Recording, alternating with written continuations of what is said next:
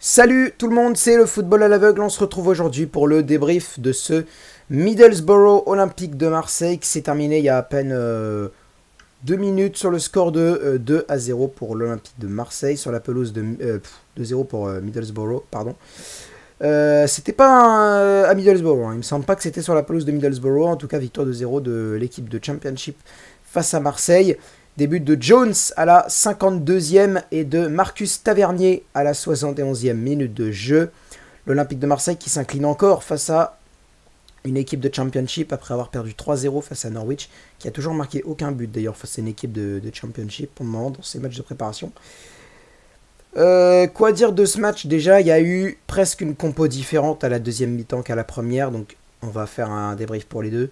Il n'y aura pas de vidéo, hein, mais il y aura, vous avez compris.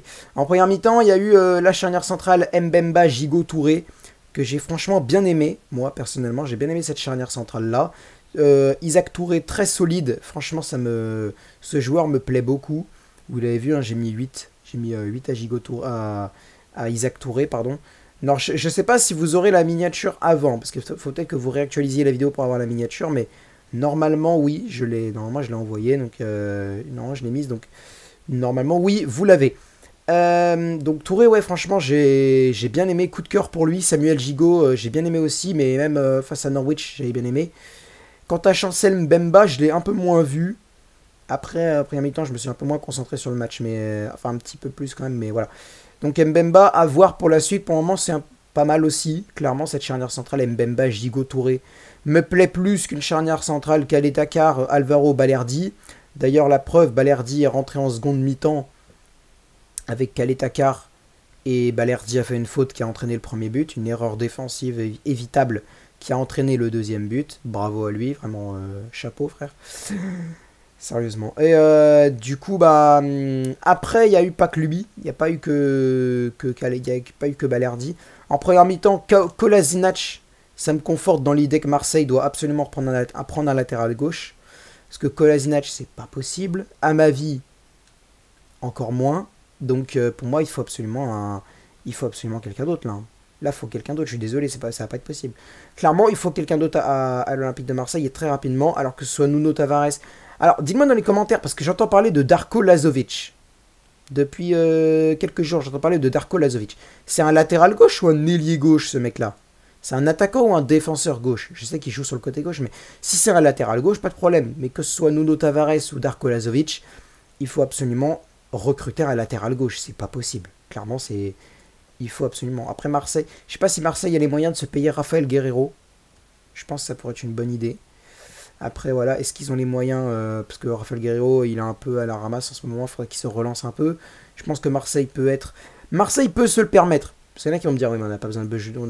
On n'est pas un club qui relance des joueurs, nous on veut des joueurs confirmés. Ouais, mais sauf que le problème, c'est que là, apparemment, ils veulent pas prendre le Nuno Tavares parce que c'est un prêt sans option d'achat et qu'ils ont envie de le garder, Tavares. Et Longoria a dit, j'ai pas envie de me faire avoir comme pour William Saliba, ce qui est compréhensible, hein, c'est sûr. D'accord, mais à ce moment-là, du coup, tu prends qui? Si Nuno Tavares, c'est pas possible, que Darko Lazovic, en fait, c'est pas un latéral gauche, mais un ailier gauche, et que en plus de ça, Raphaël Guerreiro, c'est trop cher. Enfin, non, c'est pas que c'est trop cher, mais c'est un joueur plutôt qui doit se relancer. À ce moment-là, d'accord, mais tu prends qui? C'est ça le problème. Il y a eu aussi Arkadiusz Milik. Pour lui, on va pas commencer à parler de vente, hein, mais il a eu du mal sur ce match-là. Il a pas vraiment réussi à bien finir ses actions, des frappes à côté, pas de frappe du tout, c'était un peu dommage. Après, il faut voir qu'est-ce que ça va donner avec Jonathan Klaus en Ligue 1.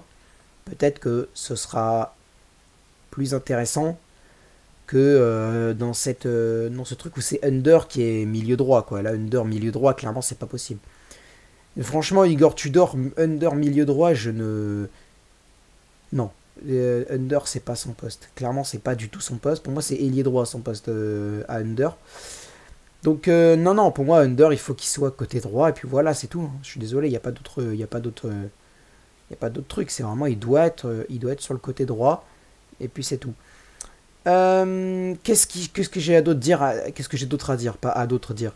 Dimitri Payet, très bon match. Clairement, je trouve qu'il a fait un très bon, au moins une très bonne première mi-temps. Après, je l'ai un peu moins vu, mais au moins une très bonne première mi-temps de la part de Dimitri Payet. Faut voir après qu'est-ce que ça va donner. En tout cas, la charnière centrale de la seconde mi-temps, ça se voit bien qu'il y avait de la différence parce que là, Clairement, ça a pris l'eau. Dernière chose, avant que j'y aille, parce que j'ai pas l'intention de... Là, j'ai dit ce que j'avais à dire. Franchement, après, il faudra voir face au Betis et face à l'AC Milan. Mais voilà. Par contre, Pau Lopez. Je dis pas c'est Pau Lopez le fautif sur les 2 buts. C'est pas sur ça que je veux m'avancer. Monsieur Igor Tudor, en 3 matchs face à une équipe de National 2 et 2 équipes de Ligue 2 anglaise, vous avez foutu 3 fois le gardien qui sera normalement titulaire en Ligue 1 et en Ligue des Champions.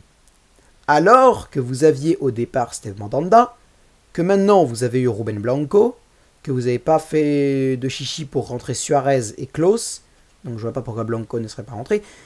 Et en plus de ça, vous avez Joel Van Neck. Donc, au lieu de faire des changements de gardien à la 75e, comme vous avez fait face à Norwich en mettant Van Neck à la place de Lopez, bah mettez-le directement. Au moins face à Marignane, face à Norwich et Middlesbrough, à la limite je comprends. Mais face à Marignane, mettez-le. Van Neck ou Mandanda à ce moment-là, parce que Blanco n'était pas encore arrivé quand ils ont joué face à Marignane, mais vous m'avez compris. Clairement, je suis désolé, mais là, Lopez 3 fois alors que tu pourrais faire jouer Blanco ou Van Neck.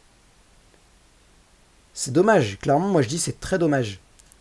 Je m'attendais enfin à voir un peu autre chose au niveau du gardien. Non, il a gardé Lopez pour les 3 matchs. Titulaire dans les 3 matchs. Alors que le mec, le mec c'est un titulaire en Ligue 1, en Ligue des Champions.